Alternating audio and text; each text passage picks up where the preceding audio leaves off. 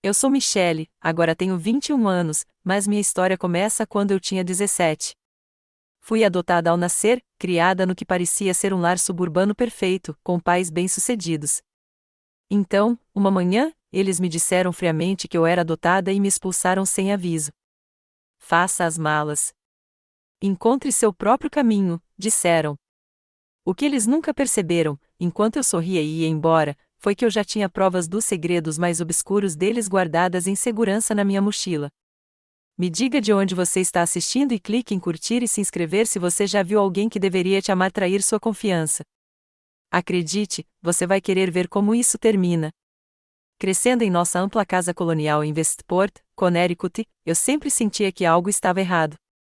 Nosso bairro era ladeado por gramados impecavelmente cuidados e carros de luxo em todas as entradas de veículos.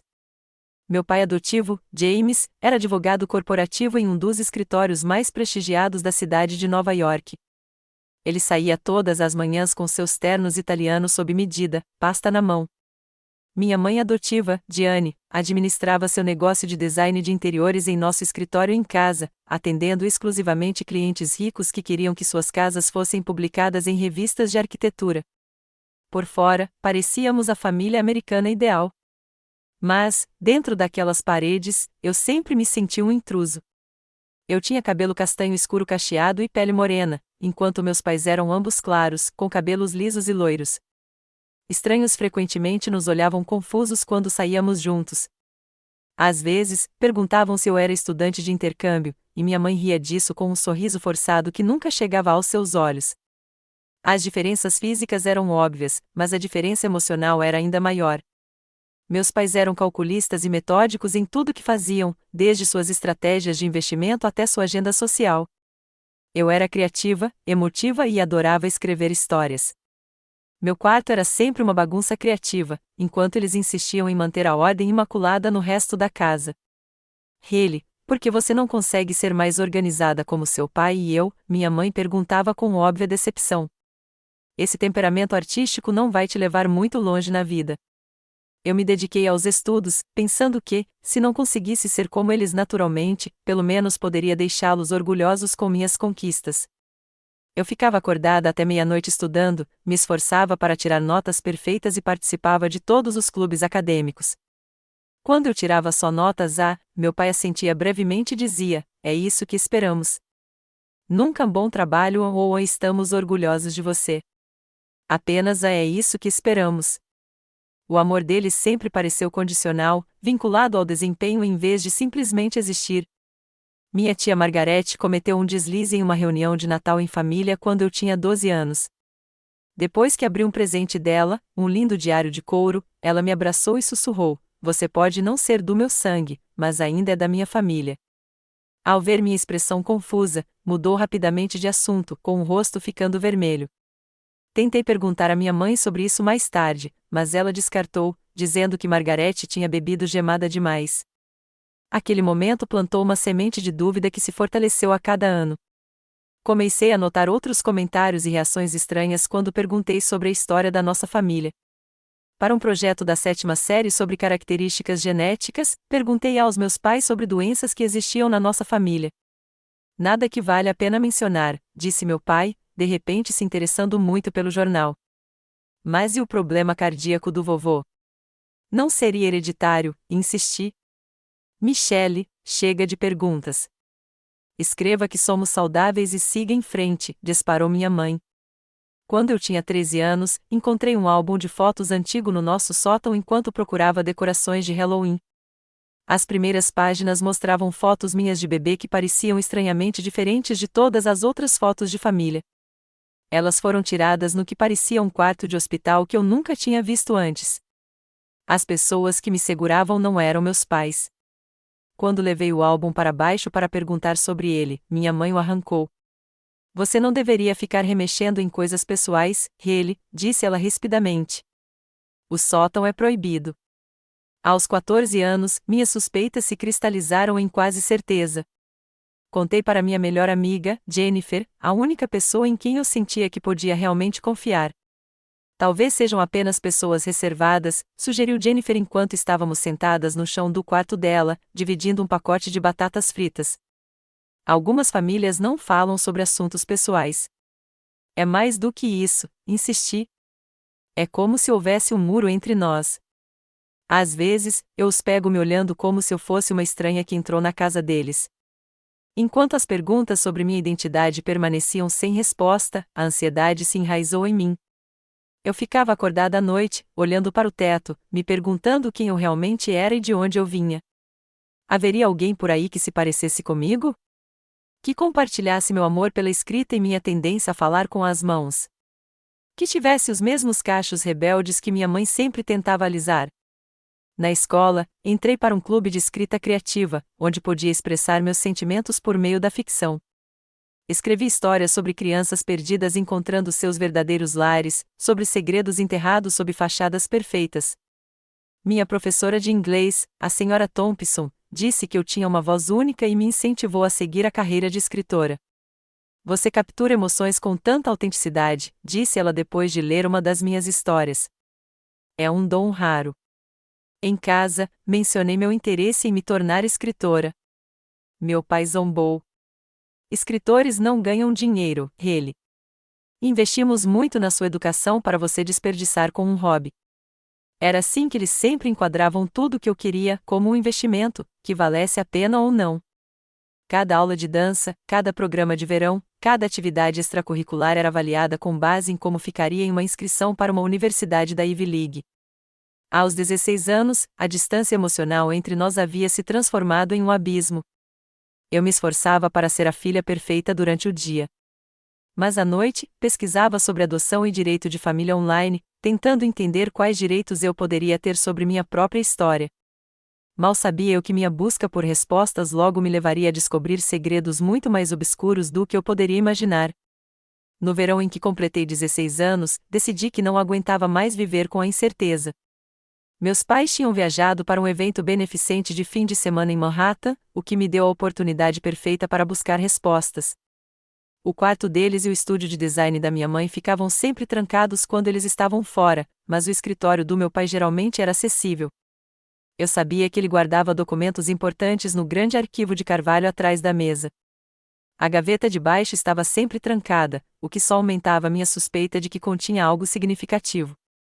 Depois de assistir a alguns tutoriais online, aprendi a arrombar uma fechadura simples de arquivo usando um clipe de papel e uma pequena chave de fenda do kit de ferramentas do meu pai. Com as mãos trêmulas, abri a gaveta que sempre foi território proibido. Lá dentro, havia várias pastas suspensas, organizadas com a precisão característica do meu pai.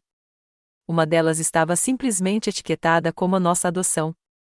Meu coração batia forte quando a puxei e espalhei o conteúdo sobre a mesa dele. Lá estava, preto no branco, um certificado de adoção de uma agência chamada Golden Futures Private Adoptions. O documento afirmava que eu havia sido adotada recém-nascida, com apenas 3 dias de vida. Minha mãe biológica constava como Amanda Wilson, uma jovem de 17 anos de Albany. O motivo da adoção era mãe incapaz de fornecer cuidados adequados. Não havia informações sobre meu pai biológico. Fiquei sentada ali, com os papéis abertos à minha frente, enquanto lágrimas rolavam pelo meu rosto. Não foi a confirmação de que eu era adotada que mais doeu. Foram os anos de mentiras, as rejeições quando eu fazia perguntas, os olhares estranhos que me lançavam quando achavam que eu não estava prestando atenção.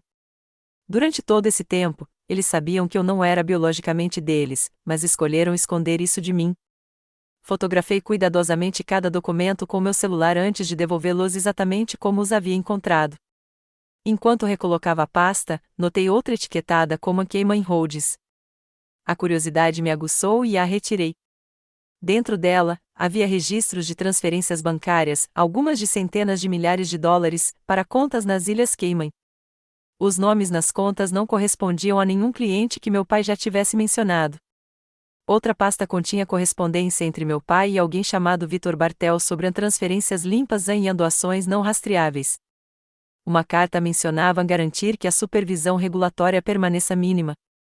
Embora eu não entendesse toda a terminologia jurídica, sabia o suficiente para reconhecer que aquelas não pareciam transações comerciais legítimas. Ouvi a porta da garagem se abrir lá embaixo, me despertando do meu estado de choque. Meus pais tinham voltado mais cedo. Rapidamente, guardei as pastas, tranquei a gaveta e saí do escritório, com a mente empolvorosa com tudo o que havia descoberto. Naquela noite, fiquei deitada na cama, sem conseguir dormir, olhando as fotos dos documentos de adoção no meu celular. Meu nome de nascimento era Hayley Wilson antes de me tornar Michelle Marshall. Eu tinha uma mãe biológica por aí que tinha apenas 17 anos quando me deu à luz, apenas um ano mais velha do que eu agora. Será que ela queria ficar comigo? Será que ela alguma vez pensou em mim? Será que ela tinha o mesmo espírito criativo que meus pais adotivos achavam tão frustrante? Na manhã seguinte, observei meus pais tomando café da manhã com outros olhos. Eles não eram apenas pessoas que haviam escondido minha adoção de mim. Estavam potencialmente envolvidos em algo ilegal. Enquanto meu pai lia as notícias financeiras e minha mãe planejava o dia dela, eu me perguntava que outros segredos eles estariam guardando. Nas semanas seguintes, comecei a notar comportamentos mais suspeitos. Meu pai atendia ligações no carro ou no quintal, em vez de em casa. Minha mãe trocava rapidamente de tela de computador quando eu entrava em seu escritório. Certa vez, ouvi meu pai dizendo a alguém ao telefone: "A conta de Singapura está limpa. Use essa para a transferência do Anderson." Comecei a manter um diário de tudo o que observava, juntamente com as datas e horários. Registrei trechos de conversas que ouvi e fiz cópias de todos os documentos que consegui acessar sem levantar suspeitas. Eu não tinha certeza do que faria com essas informações, mas algo me dizia que talvez fosse importante tê-las. O custo emocional de carregar esses segredos era imenso. Afastei-me de jantares e atividades em família, alegando dever de casa ou compromissos extracurriculares. Minhas notas começaram a cair pela primeira vez na vida, mas eu não conseguia mais me importar em manter a fachada perfeita. Michelle, sua professora de cálculo ligou, minha mãe me confrontou uma noite.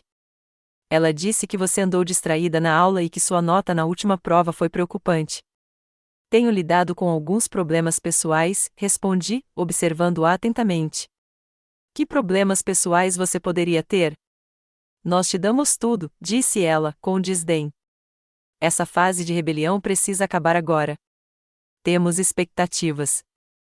Lá estava de novo, expectativas. Não preocupação com o meu bem-estar ou perguntas sobre o que poderia estar me incomodando. Apenas decepção por não estar tendo um desempenho adequado. Contei tudo para Jennifer, a única pessoa em quem eu confiava completamente.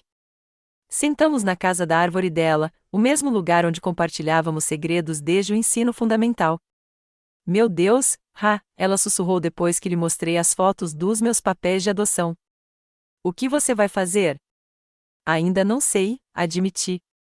Parte de mim quer confrontá-los, mas outra parte tem medo do que possa acontecer. E tem todas essas outras coisas que encontrei. Contei ela sobre os documentos financeiros suspeitos. Parece lavagem de dinheiro ou algo assim, disse Jennifer com os olhos arregalados. Meu tio trabalha como investigador financeiro. Ele fala sobre contas no exterior sendo usadas para esconder dinheiro o tempo todo. Eu sei, mas eles ainda são meus pais, eu disse, me surpreendendo com a onda de emoções conflitantes. Apesar de tudo, uma parte de mim ainda ansiava pela aprovação deles, pelo amor deles. Biologia não faz uma família, O amor sim, disse Jennifer, apertando minha mão. E pelo que você me disse, eles não lhe deram muito disso. Com o passar das semanas, o clima em casa ficou cada vez mais tenso. Meus pais pareciam sentir meu retraimento emocional, mas atribuíam isso à rebeldia adolescente, e não à descoberta de seus segredos. Tornaram-se mais críticos, mais controladores, como se apertar o cerco pudesse, de alguma forma, restaurar a filha dócil que pensavam ter. Mal sabiam eles que, a cada interação fria, a cada rejeição dos meus sentimentos, eles me afastavam ainda mais e fortaleciam minha determinação de descobrir toda a verdade sobre quem eles realmente eram e o que tinham feito. Conviver com meu conhecimento secreto tornou-se cada vez mais difícil nos meses seguintes. Cada conversa durante o jantar parecia navegar em um campo minado. Cada vez que meu pai mencionava seu trabalho, eu me perguntava quais clientes eram legítimos e quais faziam parte de algum esquema que ele estivesse tramando. Cada vez que minha mãe falava sobre seu negócio de design, eu me perguntava se era, em parte, uma fachada para movimentar dinheiro. Meus pais notaram a mudança em mim, mas a interpretaram completamente mal. Em vez de demonstrarem preocupação com meu bem-estar, eles viram minha retirada como um desafio. Sua atitude precisa mudar, Haley, disse meu pai certa noite, depois que me recusei a ir a um jantar com seus colegas. Essas conexões são importantes para o seu futuro. Talvez eu queira construir minhas próprias conexões, respondi, imediatamente me arrependendo da minha ousadia ao ver sua expressão endurecer. Trabalhamos muito para lhe proporcionar oportunidades, interrompeu minha mãe.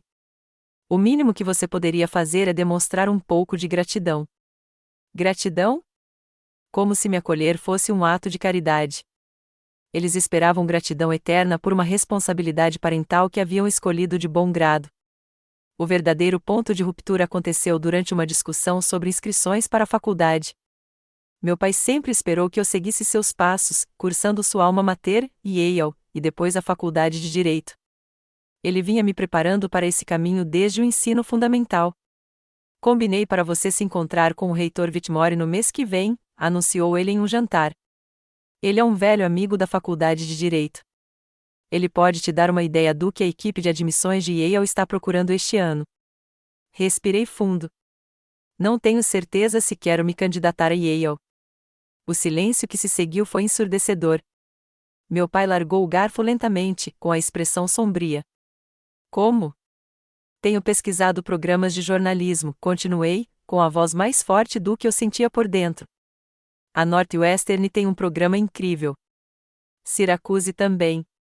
Jornalismo, repetiu minha mãe, como se eu tivesse sugerido que você se tornasse artista de circo. Essa não é uma carreira séria, Haley. É para mim. Eu adoro escrever. Sou bom nisso. O riso do meu pai foi frio. Você acha que consegue se sustentar escrevendo contos? Esta não é uma das suas tarefas de escrita criativa. É a minha paixão, insisti. Paixão não paga contas, ele retrucou. Não investimos 17 anos criando você para assistir você desperdiçar seu potencial em algum sonho. Lá estava de novo, investimento, como se eu fosse uma ação que tivessem comprado, agora correndo o risco de não render os retornos esperados. Talvez se você tivesse uma filha de verdade, ela teria seguido seu plano perfeito, eu disse, as palavras escapando antes que eu pudesse impedi-las. A sala ficou em silêncio. O rosto da minha mãe empalideceu e os olhos do meu pai se estreitaram perigosamente. O que você acabou de dizer? Perguntou ele, com a voz estranhamente calma. Voltei atrás rapidamente, com medo de ter revelado demais. Nada. Desculpe. Só estou estressado com as inscrições. O momento passou, mas algo havia mudado. Eles trocaram um olhar que não consegui interpretar direito, e o resto do jantar transcorreu em um silêncio desconfortável. À medida que meu aniversário de 17 anos se aproximava, a tensão em casa tornou-se quase insuportável. Meus pais planejaram um jantar elaborado em um restaurante caro, convidando vários amigos e colegas de trabalho. Tudo parecia encenado, como se estivessem encenando uma vida familiar perfeita. O presente de aniversário que me deram foi um relógio caro, do tipo que meu pai usava, com um aro de diamantes e minhas iniciais gravadas atrás. Este é o tipo de relógio que pessoas de sucesso usam, disse meu pai enquanto eu abria a caixa. Ele marca presença em salas de reunião. Não um presente escolhido para meu gosto ou interesses, um presente escolhido para me moldar a imagem de sucesso deles. Durante o jantar, a conversa inevitavelmente girou em torno dos meus planos para o futuro. Um dos sócios do meu pai perguntou quais faculdades eu estava considerando. Antes que eu pudesse responder, meu pai interrompeu, Yale, claro. Depois, direito em Harvard, igualzinho ao pai dela. Tomei um gole d'água, reunindo coragem. Na verdade, ainda estou explorando opções. Estou interessado em cursos de jornalismo. A mesa ficou em silêncio. Meu pai riu alto demais, tentando disfarçar o momento constrangedor. Os jovens de hoje, sempre mudando de ideia. Não se preocupe, ela vai chegar à decisão certa. Mais tarde naquela noite, enquanto voltávamos para casa em silêncio, meu pai finalmente falou. Você nos envergonhou esta noite, Haley. Tendo meus próprios pensamentos sobre o meu futuro, perguntei. Sendo deliberadamente contraditória depois de tudo que fizemos por você, disse minha mãe do banco do passageiro. Você tem ideia do Respirei fundo. Não tenho certeza se quero me candidatar a Yale. O silêncio que se seguiu foi ensurdecedor. Meu pai largou o garfo lentamente, com a expressão sombria. Como? Tenho pesquisado programas de jornalismo, continuei, com a voz mais forte do que eu sentia por dentro. A Northwestern tem um programa incrível. Syracuse também. Jornalismo, repetiu minha mãe, como se eu tivesse sugerido que você se tornasse artista de circo.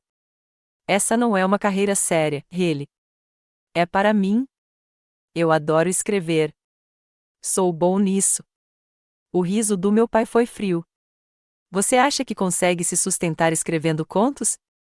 Esta não é uma das suas tarefas de escrita criativa. É a minha paixão, insisti. Paixão não paga contas, ele retrucou.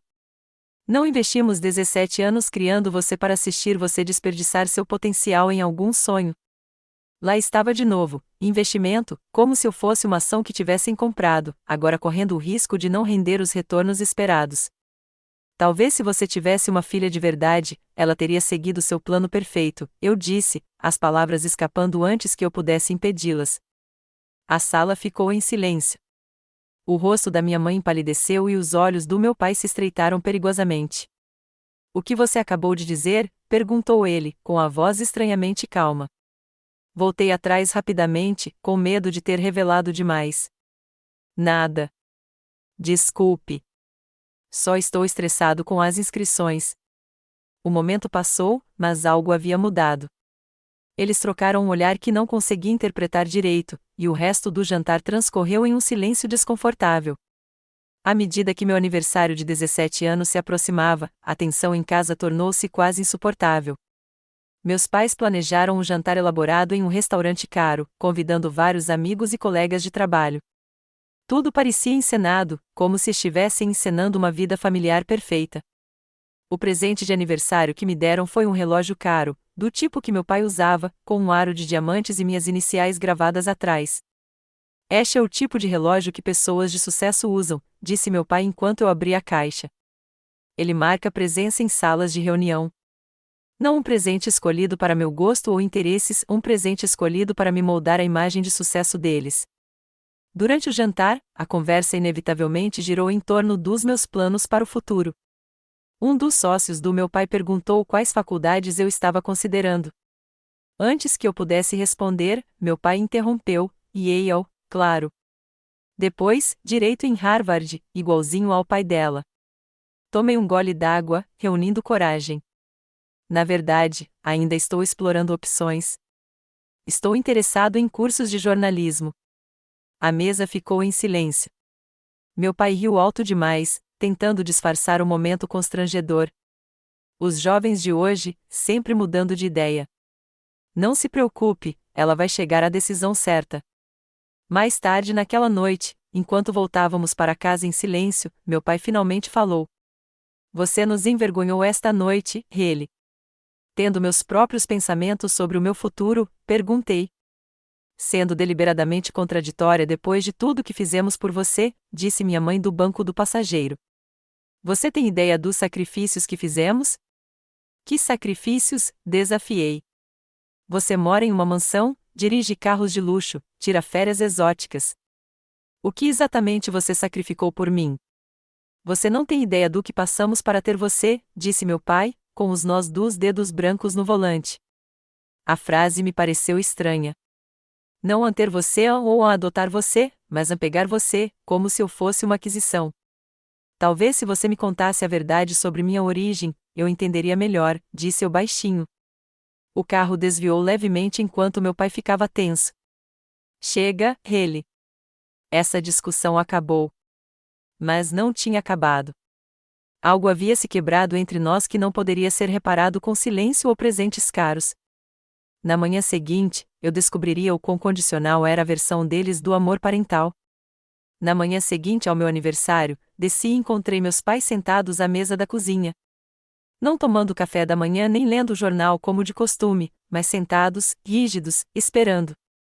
A formalidade com que estavam vestidos às 7h30 de uma manhã de sábado me arrepiou. Meu pai usava uma camisa social e calça social, minha mãe, um de seus vestidos de grife. Suas expressões eram frias, profissionais. Ele, sente-se, instruiu meu pai, gesticulando para a cadeira em frente a eles. Precisamos conversar. Sentei-me cautelosamente, percebendo de repente que ainda estava de pijama enquanto eles pareciam prontos para uma reunião de negócios. As mãos da minha mãe estavam cruzadas com precisão sobre a mesa, seus anéis de diamante refletindo a luz da manhã.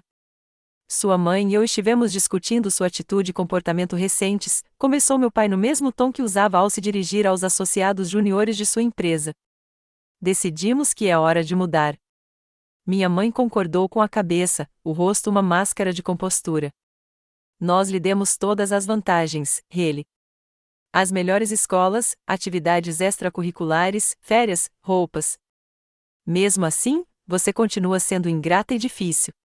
Isso é sobre faculdade? Perguntei, confusa sobre o rumo que a conversa estava tomando. Só estou tentando descobrir o que é certo para mim. Isso é muito mais do que faculdade, respondeu meu pai. São 17 anos de investimento com retornos decrescentes. Lá estava aquela palavra de novo, investimento. Como se eu fosse um empreendimento que não tivesse dado certo. Minha mãe inclinou a cabeça levemente, me observando com frieza e indiferença. Bem, você é adotada, sabia? Arrume suas coisas. Acho que está na hora de você encontrar seu próprio caminho. As palavras pairavam no ar entre nós. Embora eu soubesse da verdade há meses, ouvi-la dita com tanta frieza, usada como arma para justificar o abandono, provocou uma onda de choque em meu corpo.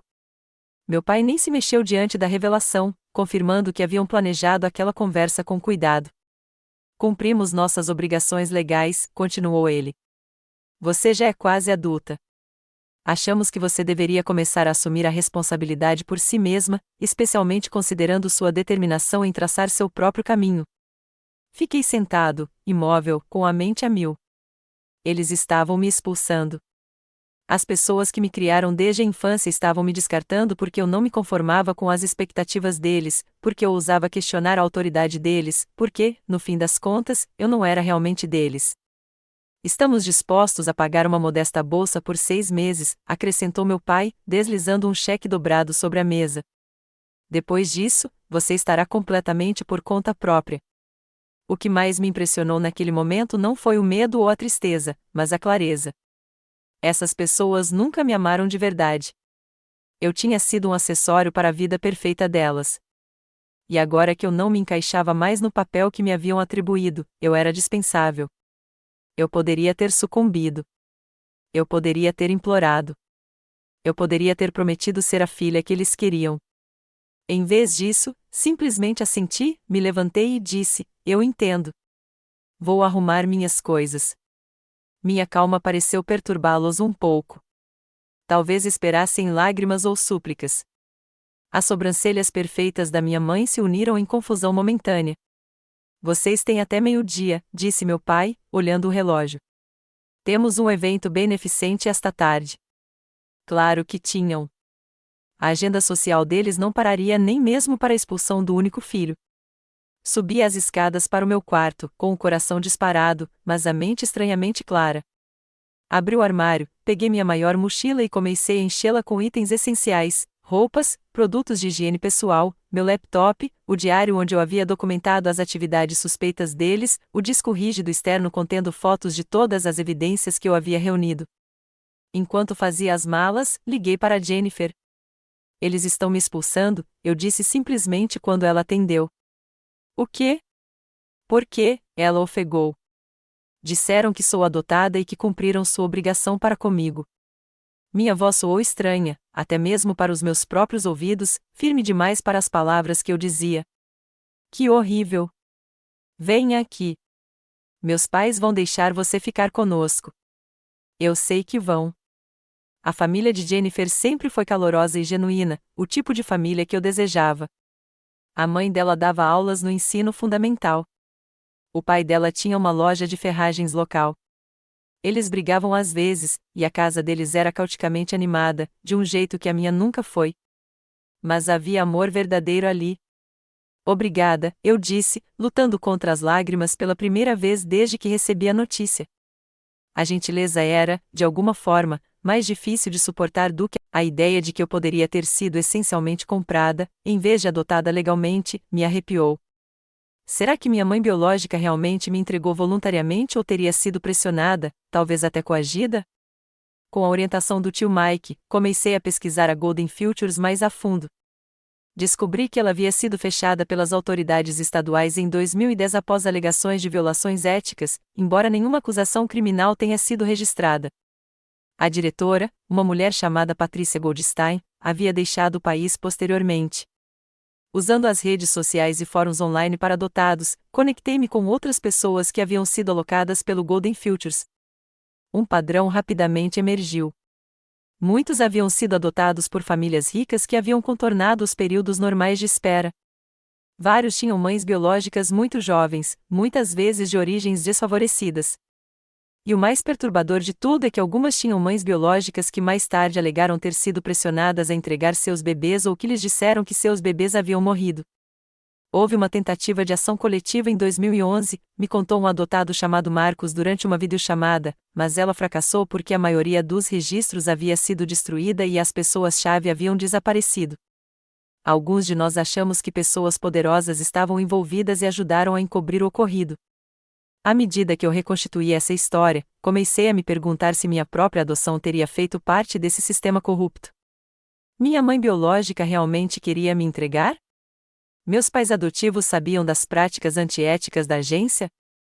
Os altos pagamentos sugeriam que eles pelo menos suspeitavam que não estavam seguindo os canais normais. De repente, a relutância deles em me contar que eu era adotada assumiu um significado mais sombrio.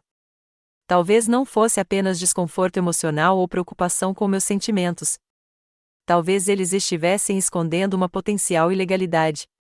Enquanto morava com a família de Jennifer e terminava o ano letivo, continuei construindo meu caso meticulosamente. Organizei todos os documentos financeiros em ordem cronológica, destacando as transações suspeitas.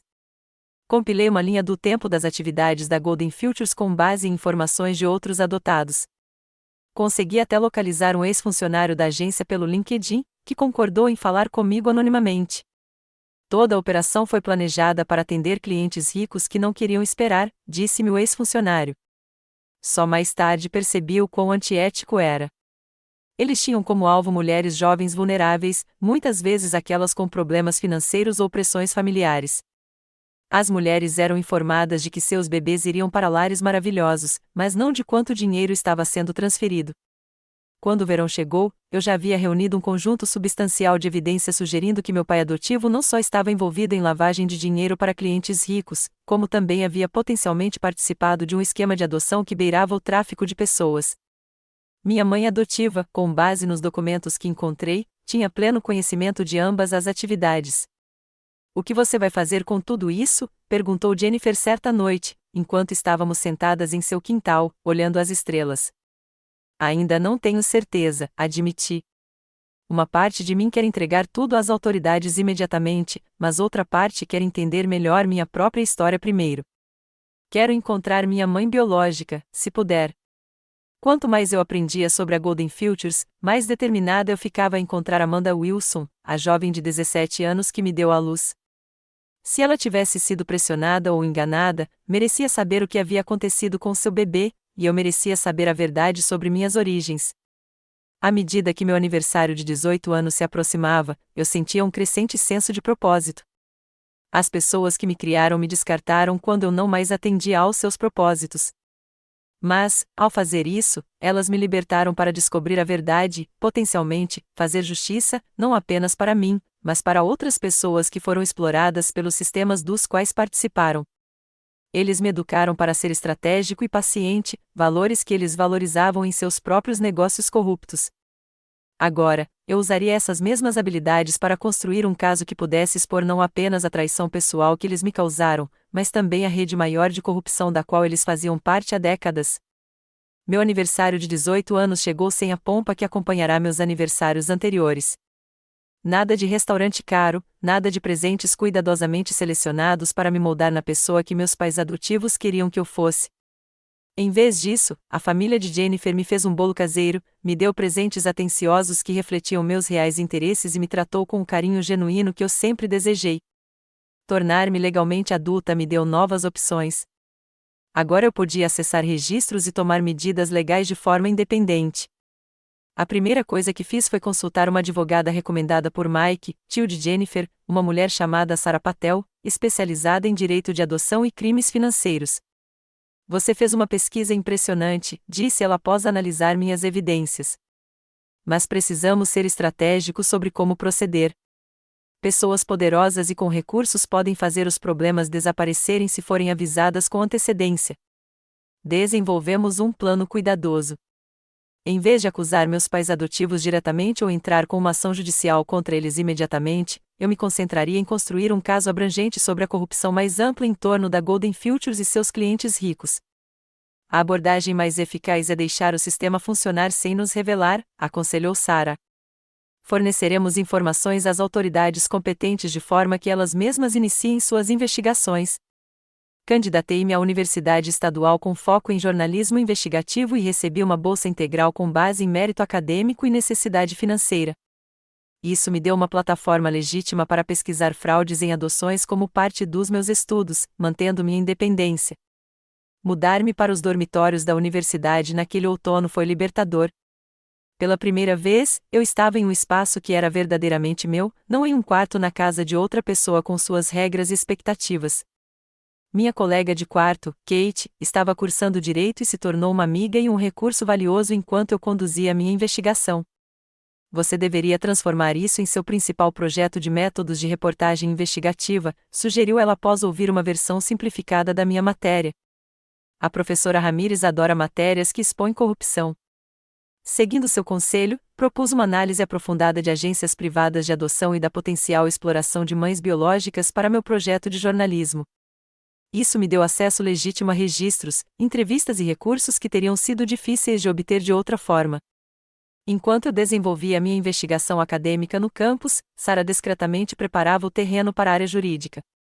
Com base nos documentos financeiros que eu havia fornecido, ela enviou uma denúncia anônima à Ordem dos Advogados do Estado sobre possíveis violações éticas cometidas pelo escritório de advocacia do meu pai adotivo. Isso desencadeará uma auditoria de rotina, explicou ela. Se eles encontrarem o que esperamos que encontrem, serão obrigados a ampliar a investigação e, potencialmente, encaminhar o caso às autoridades criminais. Também entrei em contato com uma organização sem fins lucrativos chamada Truth in Adoption, que defendia práticas éticas e apoiava pessoas em busca de famílias biológicas. Por meio dela, comecei o processo de tentar localizar Amanda Wilson, minha mãe biológica. No entanto, com um nome comum e informações limitadas, o progresso foi lento. 6 meses depois de ser expulsa da casa onde cresci, recebi uma ligação inesperada de um número que reconheci imediatamente, minha mãe adotiva. Haley, disse ela quando atendi, com a voz sem o tom confiante de sempre. Deveríamos conversar. Sobre o quê? Perguntei, mantendo o tom neutro, apesar da onda de emoções que sua voz desencadeou. As coisas têm sido difíceis desde que você foi embora. Seu pai e eu temos discutido a situação e achamos que talvez tenhamos tomado uma decisão precipitada. Tradução: algo estava acontecendo que os deixava nervosos, e eles queriam me colocar de volta sob seu controle. A auditoria da Ordem dos Advogados devia ter começado. Estou indo bem, respondi. Tenho uma bolsa de estudos. Estou gostando das minhas aulas e tenho pessoas na minha vida que realmente se importam comigo. Nós nos importamos com você, Haley, ela insistiu, embora sua voz demonstrasse mais cálculo do que afeto. Sempre nos importamos. Cometemos erros, mas ainda somos seus pais. Desafiei. Porque da última vez que conversamos, você deixou bem claro que nosso relacionamento tinha uma data de validade que você decidiu que já havia sido atingida. Estávamos chateados. As pessoas dizem coisas que não querem dizer quando estão com raiva. Você não estava com raiva, mãe. Você foi fria e calculista. Você e o pai claramente conversaram bastante antes de me mandarem embora. O silêncio do outro lado da linha confirmou minha avaliação. Finalmente, ela tentou novamente. Gostaríamos de te ver. Talvez pudéssemos ir almoçar no campus. Considerei minhas opções cuidadosamente. Uma reunião com eles poderia fornecer informações valiosas sobre o que estava acontecendo e o quanto suspeitavam da minha investigação. Tudo bem, concordei, mas em um local público. Selecionei um café movimentado para o nosso encontro e convidei Kate para se juntar a mim. Como uma estudante de direito com uma mente afiada e natureza protetora, ela seria testemunha e apoio. Meus pais adotivos chegaram pontualmente, impecavelmente vestidos como sempre, mas imediatamente notei mudanças sutis. O rosto do meu pai parecia mais enrugado do que eu me lembrava, e a maquiagem cuidadosamente aplicada da minha mãe não conseguia esconder completamente a tensão ao redor dos olhos. Você está com ótima aparência, disse meu pai, rigidamente, após apresentações constrangedoras. A faculdade parece combinar com você. Estou prosperando, respondi honestamente. Acontece que eu só precisava estar no ambiente certo. Os olhos da minha mãe percorreram o café nervosamente.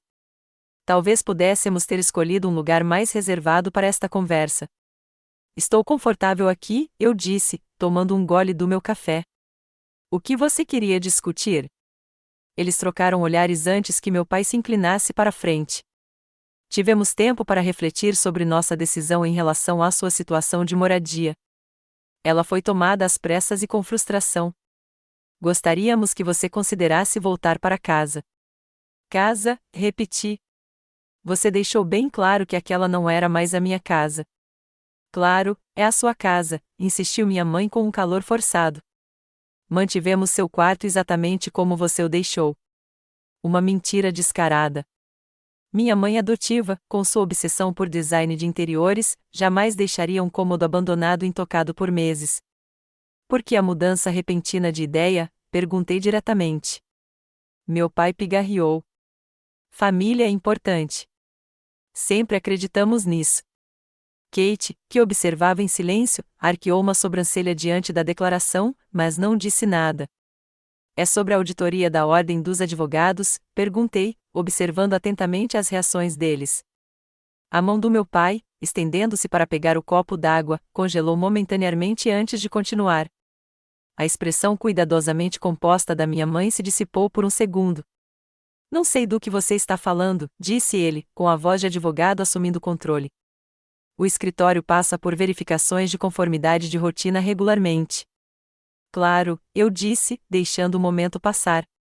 Bem, agradeço a sua oferta, mas agora estou estabelecida aqui. Tenho moradia, uma bolsa de estudos e um sistema de apoio. Sistema de apoio, repetiu minha mãe, com um leve tom de voz irritado. Você está falando daquela família com quem você ficou? Eles não podem oferecer o que nós podemos.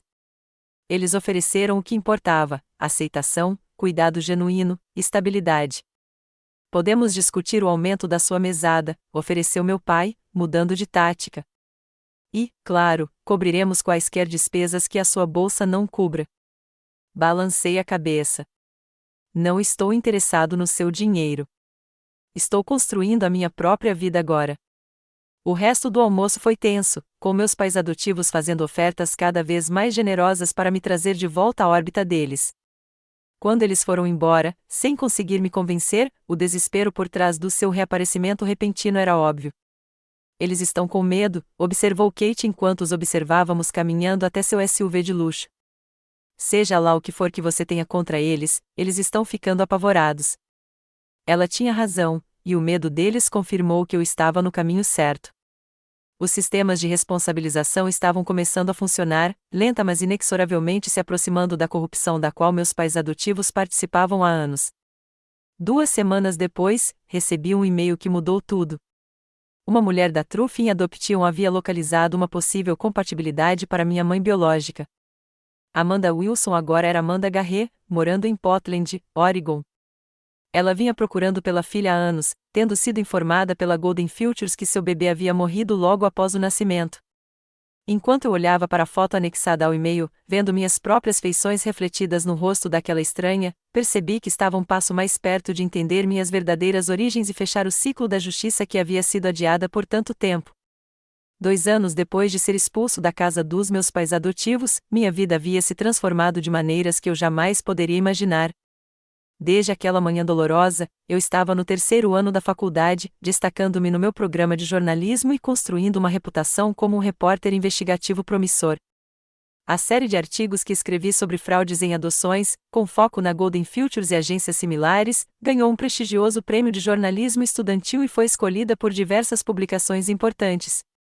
Embora eu tivesse tomado cuidado de não nomear explicitamente meus pais adotivos em meus trabalhos públicos, as evidências que reuni foram fundamentais nas múltiplas investigações que agora o cercam. A auditoria inicial da Ordem dos Advogados do Estado se expandiu para uma investigação completa da prática do meu pai adotivo, revelando extensas violações éticas relacionadas a fundos de clientes. Isso desencadeou uma investigação criminal paralela por lavagem de dinheiro e sonegação fiscal. O negócio de design da minha mãe adotiva também foi investigado quando registros financeiros revelaram que ele havia sido usado para disfarçar transações ilegais.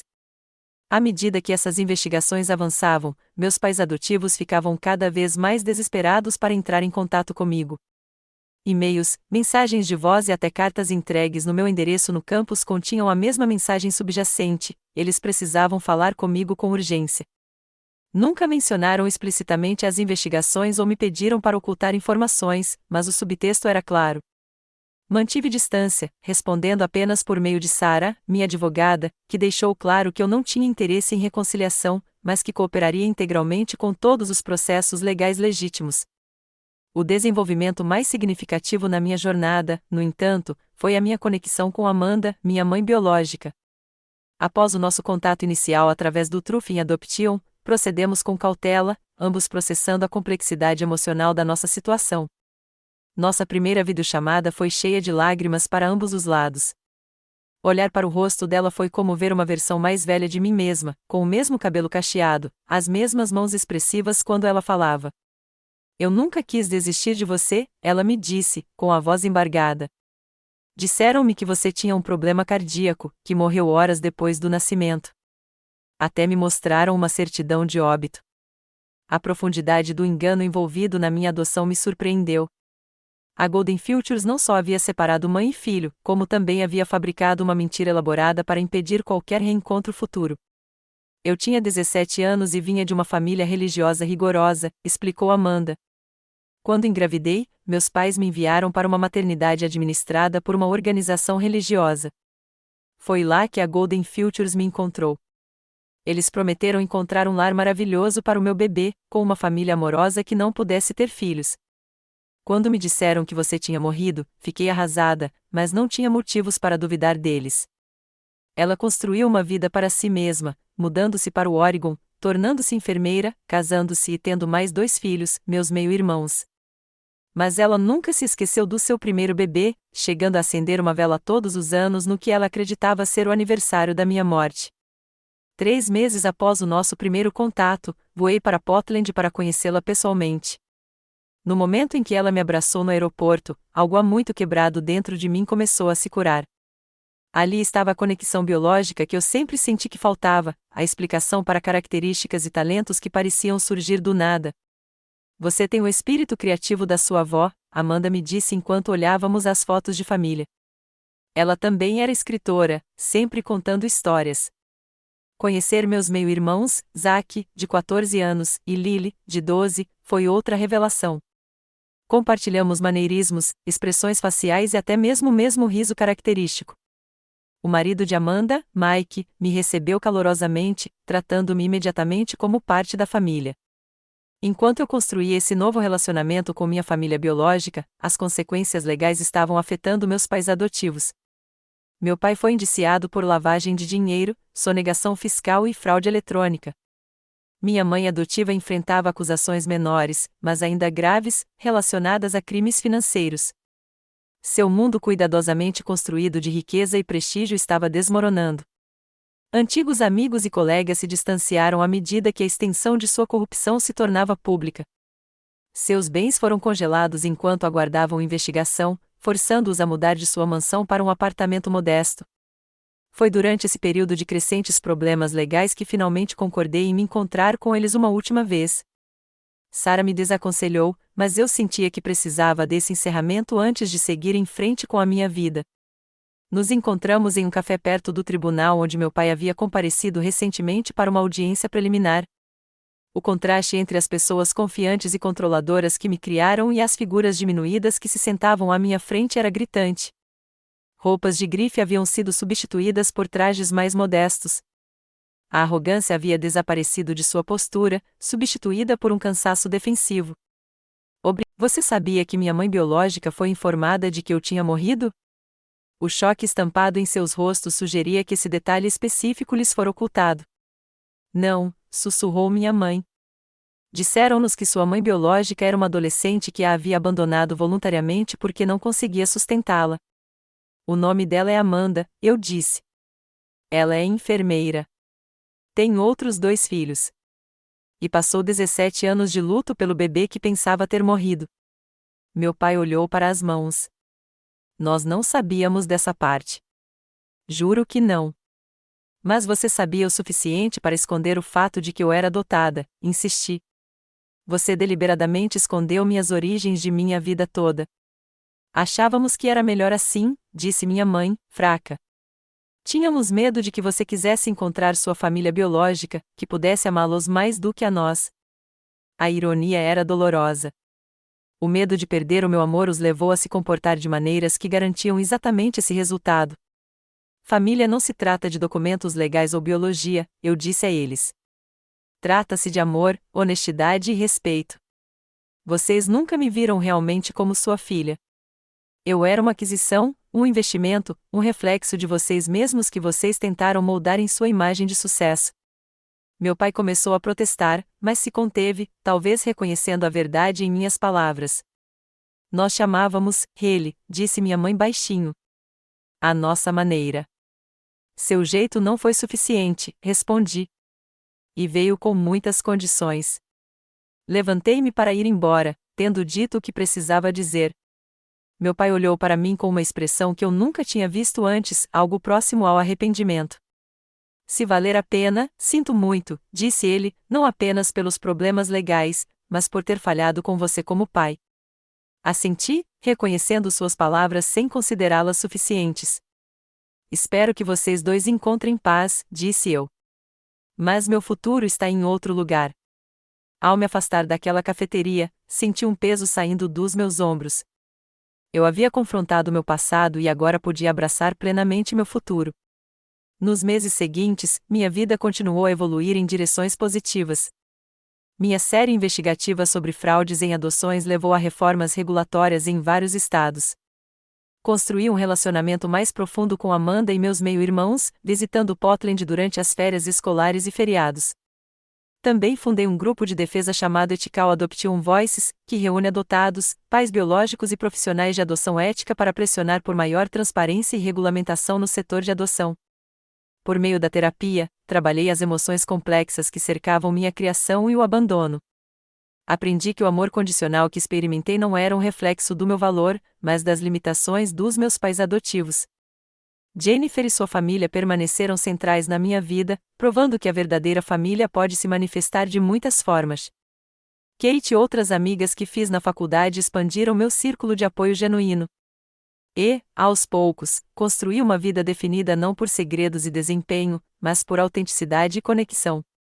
Meus pais adotivos acabaram se declarando culpados, com acusações reduzidas. Meu pai foi cassado e cumpriu pena na prisão. Minha mãe escapou da prisão, mas recebeu liberdade condicional e serviço comunitário. A queda deles foi completa e pública. No entanto, enquanto eu observava as consequências legais se desenrolarem, percebi que não precisava mais da punição deles para minha cura. A justiça era importante, mas meu foco havia mudado para construir algo positivo a partir da minha experiência, em vez de me prender ao passado. Ser expulsa aos 17 anos, por mais doloroso que tenha sido, finalmente me libertou. Livre para descobrir minhas verdadeiras origens. Livre para perseguir meus interesses autênticos.